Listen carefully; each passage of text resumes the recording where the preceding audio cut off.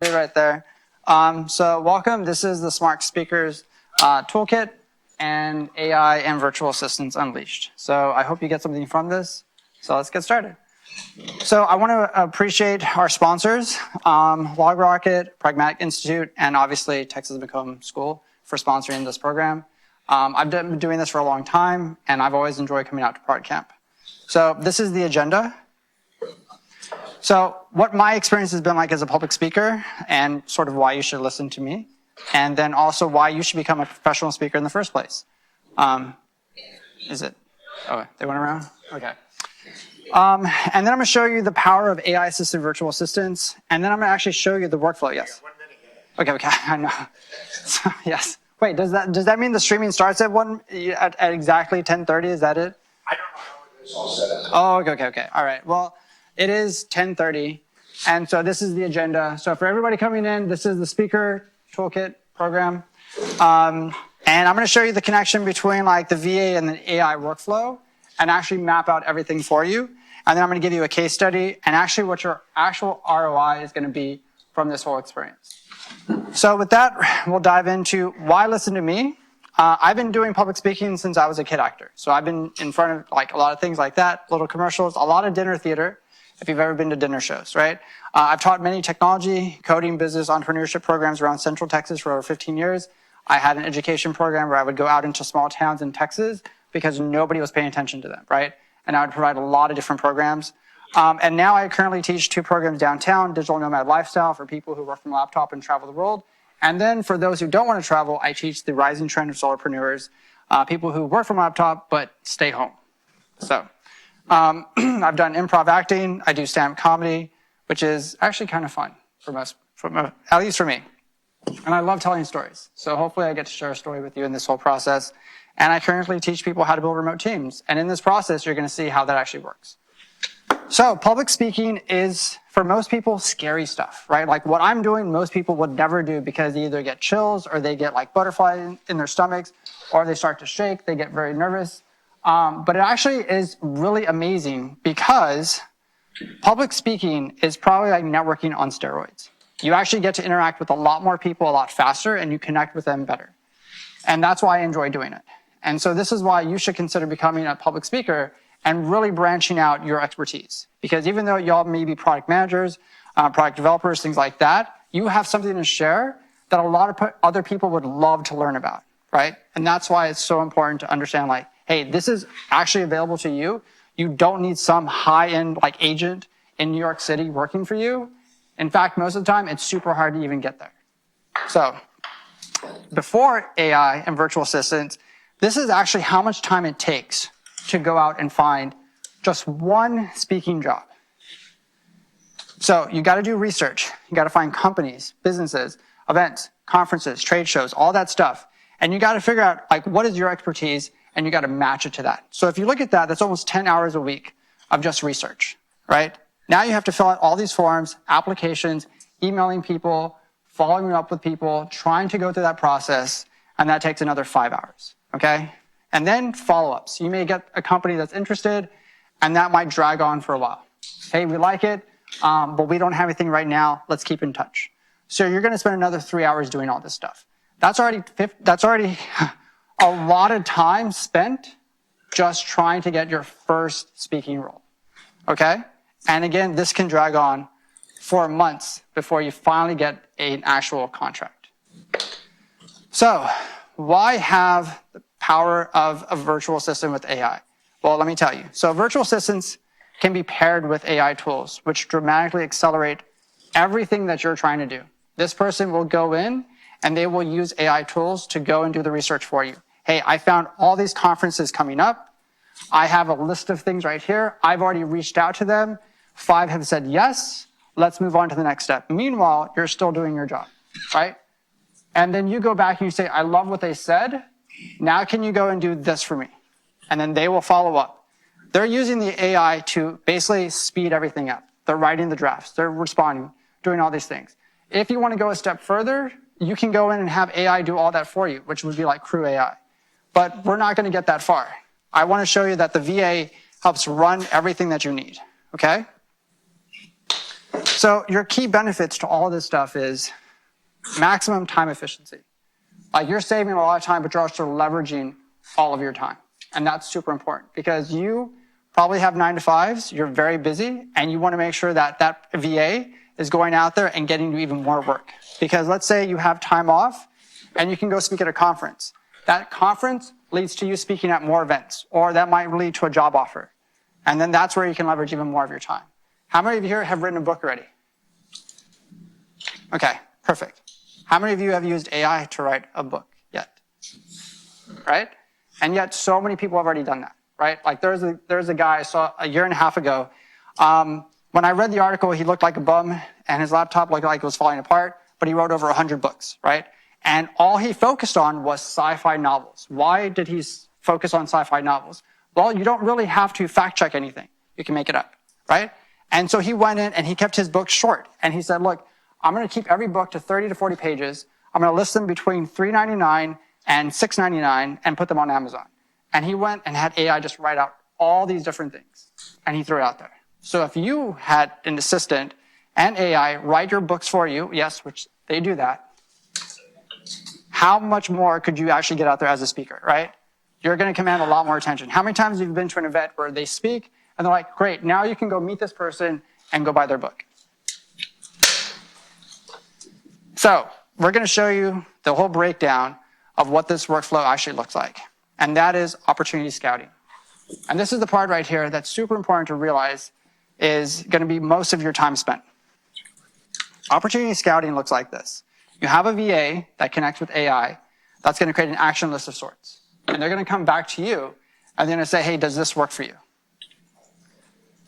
And so they're going to use these tools to scan for conferences, corporate events, trade shows, tech weeks, all this stuff. Who here plans to be at Austin Tech Week next week? Only one? Two? See, there's all these speaking opportunities, even here in Austin, right?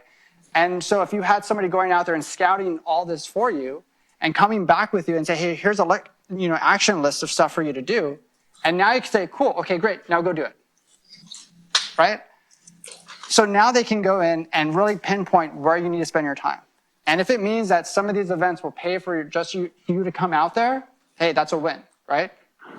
So now the VA is going to start to use AI to craft your outreach, and it's going to make sure to follow up every single time there's that conversation. And they only really need to come back to you when you need to confirm the contract that, yes, that works for my schedule, I like it, book it, let me know when it's done. And then that's it. It's the same thing with how agents worked like 20, 30 years ago. Even though, yes, we still have agencies today, guess what? A lot of actors today don't have to have an agent. They can just do it themselves. So let's go to the next step. And that is automating this process. Okay? We want to make sure we can start building something that gets a system in place with your VA and AI. And this is the next part. So you have AI tools that can draft customized application materials. So if you've ever used like Zapier, if you've ever used like make.com, you can go in here and use the VA to go in and start crafting all these operations and say, hey, I need you to scan all this stuff, set up a workflow, and then I want you to compile this into a spreadsheet and let me know which ones actually match for me. And then when you're done, go in and create an automated system to fill out those applications. And now you can really, really ramp it up. So if your goal is to get to 10 corporate events a year, if it's to get to 20 trade shows, you can do this now. And because of this, it's completely efficient, right? And very, very cost effective. So who here has played with Make before, make.com? Okay. What do you think of it? Is it powerful? Is it amazing? Is it better than Go High Level? Is it different? Is it? It's underrated. It's what? Underrated. Okay, yeah. Crazy powerful. Right, exactly. And there's a lot of people I meet who still don't use these tools. But if you can go in there and you can create a system to where they're like, hey, alert me every time a new conference of this category comes up and put it in a spreadsheet. And then as soon as that spreadsheet comes up, send that email notification to my VA, letting them know they need to apply for that. That right there is power. Because now all of a sudden you have all these jobs coming in for you, right? You don't have to go out there and keep looking for stuff. So the next part right here is building relationships. So you don't have time to constantly follow up with hundreds of emails that this is generating. So your VA, your AI is doing all that for you. It's going in, following up, making sure like, hey, yes, I can do this. Can I jump on a call? Can we have a conversation? Do you have time for a Zoom meeting? They can go through that entire process. So what does that relationship look like? So the AI will reports to the VA tasks that need to be worked on. The VA is going to go in and look at that tasks of action items, and they're going to make changes, they're going to do updates, and they're going to do follow-ups. And once that's done, they're going to go back to the AI, they're going to craft all the follow-up material, the online content, they're going to manage the newsletter, they're going to update your website, manage your socials, do those things. And because of this, this is creating that entire relationship with all these organizers. So you're either going to use something like MailChimp, Constant Contact, Apollo, anything like that. And all these CRM systems are going to help manage those systems, right? And all of this is going to build up your entire backend for your portfolio to start speaking. Does anybody here have a speaking resume?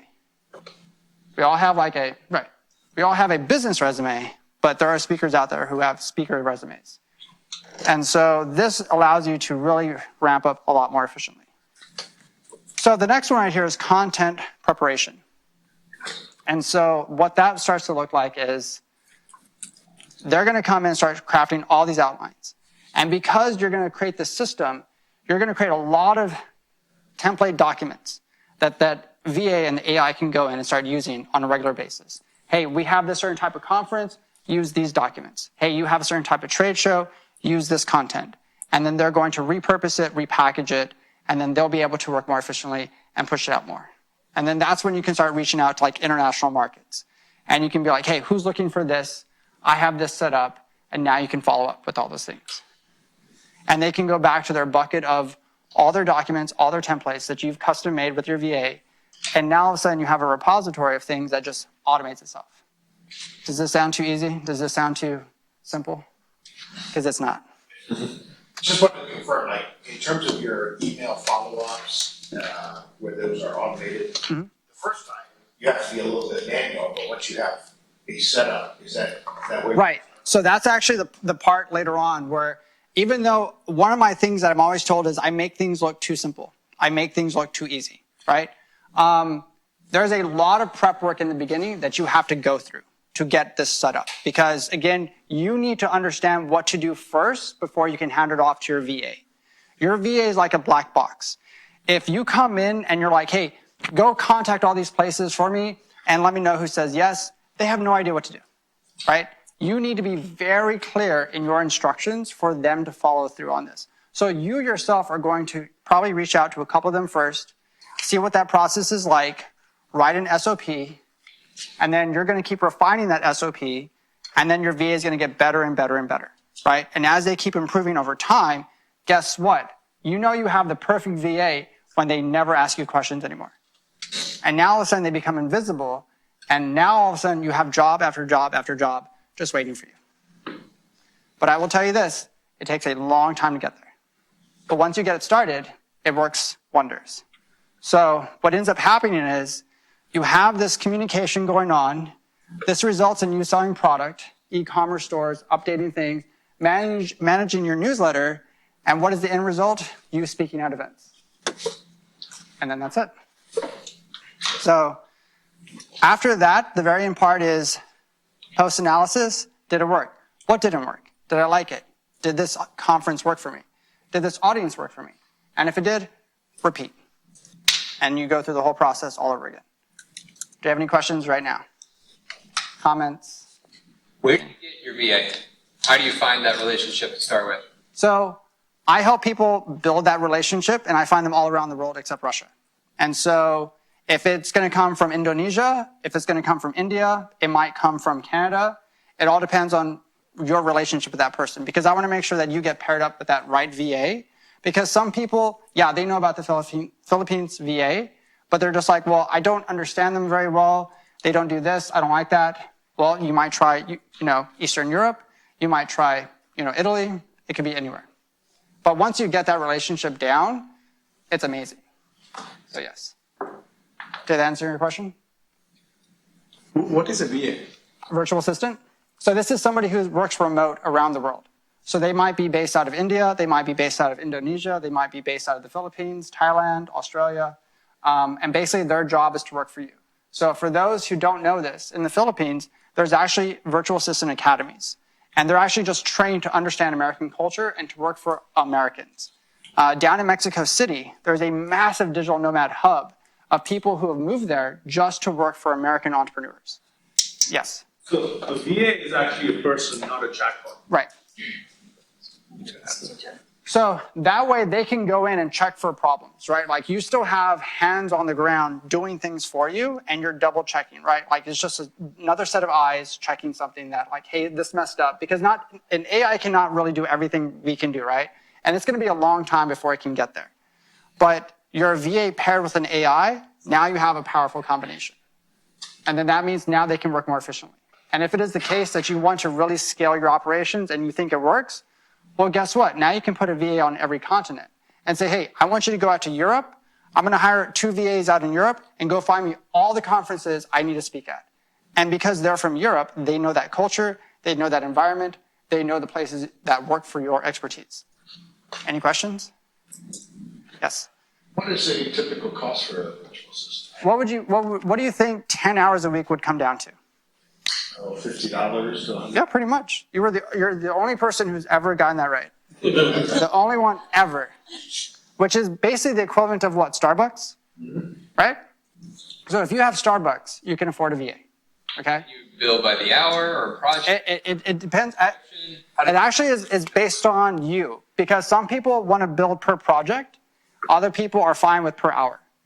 And because that cost is so efficient, you can go in there and be like, hey, you know what? I've noticed like with your relationship, now you only need 6 hours a week.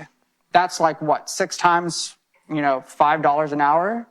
That's pretty efficient, And if it's the case that they want more time, was like, cool, go find me X number of events for this, So the AI model is selected by the VA, or you select an AI model for your industry or conference or whatever? So you're actually going to pick out what AI tools you want. And your VA, you're going to interview and say, do you know these AI tools?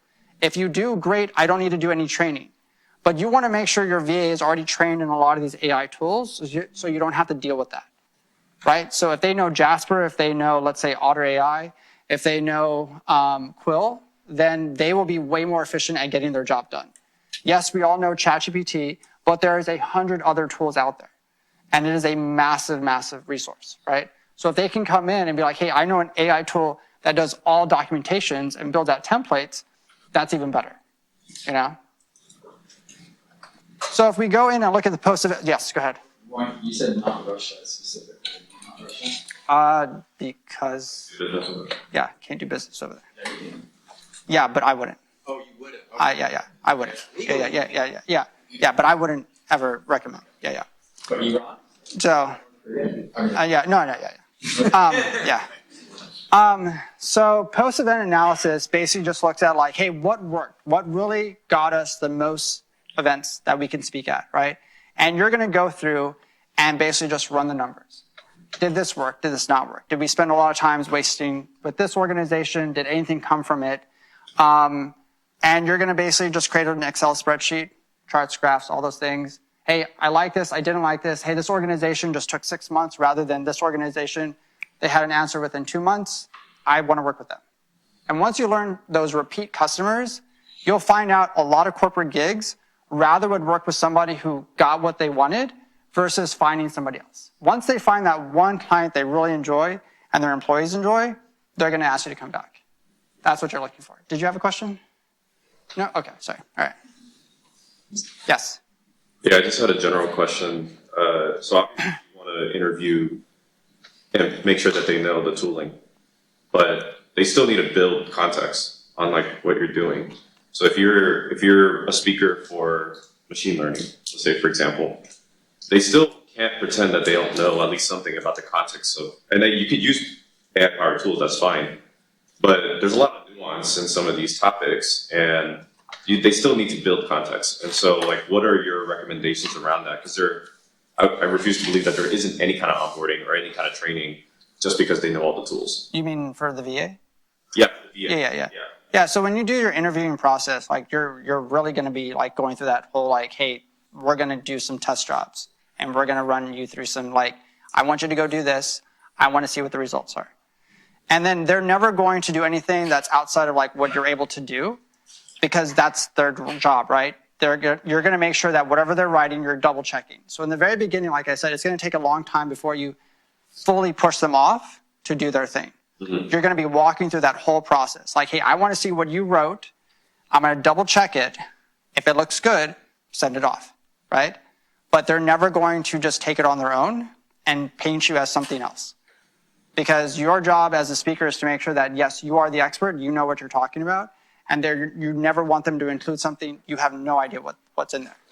Because if you get hired by a company and they're like, hey, you said you were good at this, well, I didn't write that, who wrote that? And it's like you find out your VA did it, yeah, that can get you into a lot of trouble.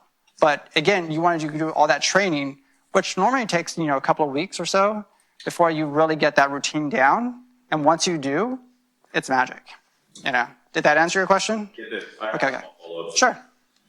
Do you have any observations or insights between hiring domestic or foreign VAs? So I know there's domestic VAs that are here. And yes, you can get them down under like $10. And a lot of them are either foreigners. And I've learned like a lot of foreigners will come in here, but they'll keep their same pay rate because they're trying to stay competitive on an international level. If you're trying to hire Americans, it's really hard to keep it under $20, right? It's really hard because I've seen people who are VAs and they're like $35 an hour, and as an American. But if you want American because they understand the lingo, they understand the culture, they understand those kind of things, yes, but you are going to pay a premium for that. So, did that also answer? Okay, good. All right. I have a question. Yes. Okay. So you said it takes a lot of time to get to that stage, right? What does that time look like? And a follow-up question is, or an add-on to that is, how long are these contracts? These seem like by hour kind of things, right? So you don't want to have like train a person and then kind of and then you're kind of in the loop of finding the right. So a lot of times these people that you're going to be hiring, they're already working for like 30, 40 other people, and so they're looking to come in and you ask, how many hours a week are you looking for? And if they say like, hey, I can add on another 8 hours a week, I can add on another 10 hours a week. And you say, great, what is your timeline? If they say that they want to, do as long as you're willing to work with them, you can go back in and look at their employment history and prove that like, yes, they've been on here for over 10 years. They've been doing this. Yes, they want to work with you for a long time. Are there like such like websites where you can look at?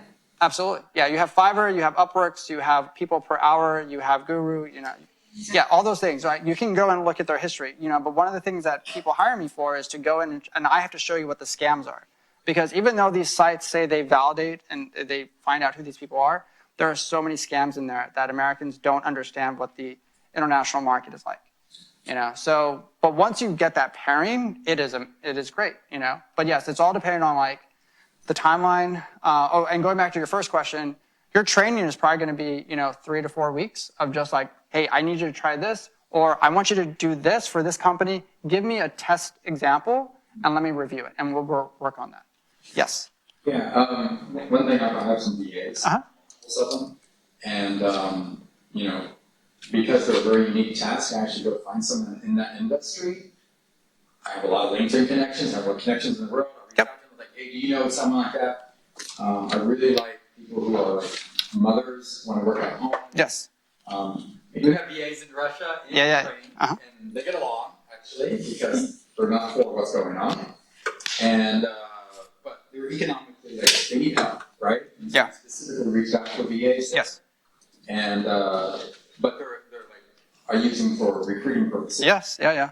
And the recruiters have worked internationally for companies, but they're just obviously not recruiting at the moment. Right. Exactly. Yeah. So I work with them and it helps out a lot, and they're great at what they do and they speak perfect English. Yeah. Absolutely. Yes. So, my understanding is one of the challenges of working with people in Russia is sending money to Russia is a problem because you're committing a crime. Yeah. I mean, like that's why I just completely avoid it altogether. Because like, if people work with me and they're just like, hey, I only want to hire from Russia, I'm just like, sorry, I mean, and I have no idea, like, Company, and they actually bought a company in Russia, and when the stuff started ramping up, they sent a bunch of money because it was still legal to do, and then it became illegal to do. Yeah.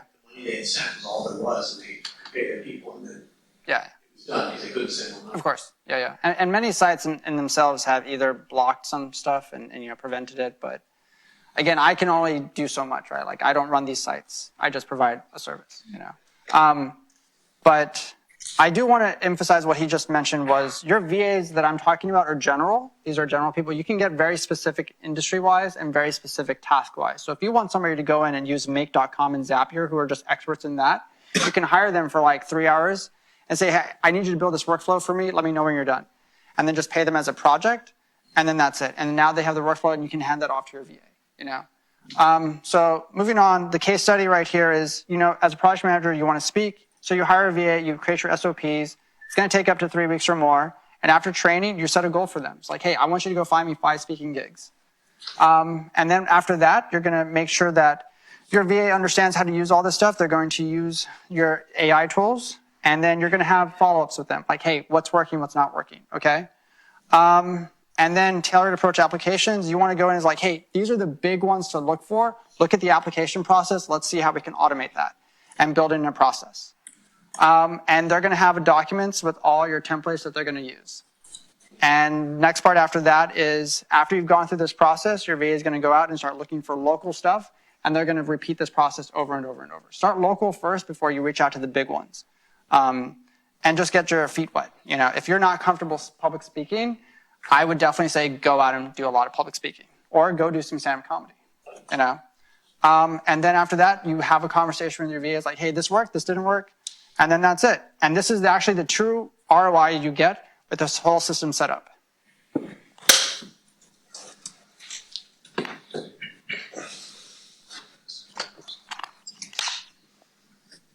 So as you can see, going from just you by yourself, which what most people used to do in the long, back then, goes to 2 hours of research to 1 hour applications every week. And now your follow-ups are just 0.5 an hour. And that's a huge time saving for you, So getting started, just choose the right VA, like I've always said, find the right AI tools, establish a clear workflow of what it's going to look like, set your goals with your, VA. And once you've done that, you should have immense success. And my last thoughts are, you have something to share, right? Like everybody has a story to tell, and only you see the way the world does, okay? And you don't become a great speaker by sitting in your office and saying, I want to speak. You go out there and do it. And don't let the fear of public speaking get in your way. Again, I was a very shy kid. I started taking acting classes, did some local commercials, started doing dinner theater, got into stuff, and it was a lot of fun. Did improv, stand-up comedy. And so with that, what are you waiting for? Go out there and share your stuff with the world. And if you want to keep in touch or you have more questions, this is my LinkedIn. You can go ahead and scan it, and I would love to talk further. So that's it. And I have my last slide as I'm supposed to. So after I'm done y'all scanning everything. Yeah, go ahead.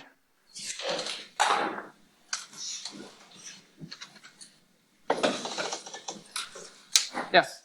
Question, sorry, I was a little bit late. Sure. Does this service already exist? Like, can we find the VA somewhere or? Yeah, I mean, if you want to go like to, up Fiverr and Upworks and people per hour and Topple and all those things, you can go and do that. But the only thing is that most Americans will go and do that, and then they get caught up in a problem. That is a scam. Or they're like, hey, this didn't work. I had all these problems. And that's why I show people the whole process of what to avoid, like the red flags that happen. Because they get very creative in how they trick Americans.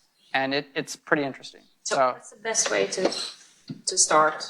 Like, I would say go on, sign up for Fiverr, and just look at profiles. And then, Fiverr, start there and see like, hey, what am I looking for? And go through a couple of the top ones first, and then go and see what you like. And with that, these are the sponsors I want to thank, and I appreciate your time so much for being here. So, yes. For the last slide. Getting started? Are there any tools so obviously you need an AI tool, Yep. and you talked about other types of tools, safety or whatever, but are there types of tools? So email marketing would be one. Yeah, I know like go high level, like Salesforce has a lot of AI tools built into it. In fact, I actually just met the lady who runs the entire AI program for Salesforce at an AI conference. And I asked her, does she use AI? She's like, no, I know what it does. I thought that was ironic. But Salesforce has a lot of AI tools built into that allow you to really follow up with customers, build out those customer relationships. Like, hey, this didn't happen, follow up with them in 2 weeks. Yes. Go high level. Can't recommend it enough. I use it in all my companies, my startups. And high level. Yeah. Go high level. Yes. Best bang for the buck you'll ever get. Yeah, and Is that a website? It's an application. It's like CRM, landing pages. It's like they throw everything in the kitchen sink in there. It's like $96 a month. Awesome. Wait, Like, Go. best customer service. Three words. Amazing. Go. Yeah. Go high level. Yeah. .com.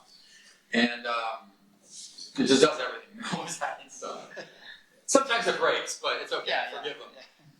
And the other thing I do recommend for virtual assistants, like we've had lots of them, and we start getting a lot, start picking some bad ones by accident. Yeah. We have a time tracking with screen capture thing that we're starting to implement now. Yeah. Because we trust a lot of them, but we've learned that you can't trust all of them, especially when like we're having to work 40 hours a week, Yes. remote, way over there, Oh yeah. and you're kind of like, do you really work that? Like, and it's a touchy subject because we do like our employees, but we're having to trust but verify. Yeah. What software are you using? We're still testing out different softwares, but I'm looking at like Clockify. It's hard to find a good. Yeah. Actually, I will let you know that Upworks actually has a built-in system that does it already. So if you use Upworks, they have a tracking software. Yes. So about 10 years ago, I went through the VA process, found somebody really great that was US based. But I had the worst outcomes because of me, not because of her. Because it took so much time for me to sort of get what I wanted to get over. And even after some training, it still just wasn't there. Right.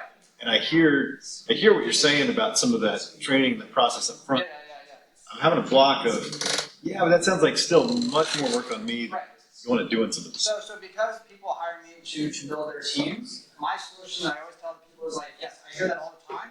You're going to get your project manager, and you're going to hire them, and you're only going to work with them. So every time you need somebody new, you're going to go only to them and be like, I need this now, and they're going to go do that for you. Because in Upwork, you actually can assign them roles to hire people for you. And now they can go and do all the training, they can do all that stuff because they know you and what it is you're looking for, and you don't have to deal with that. Because it's all about like leveraging the time, and because they've worked with you for so long, guess what? They know exactly your routine, they know what you want, you don't need to deal with that. Did that answer your question? Yeah, I think so. Yeah.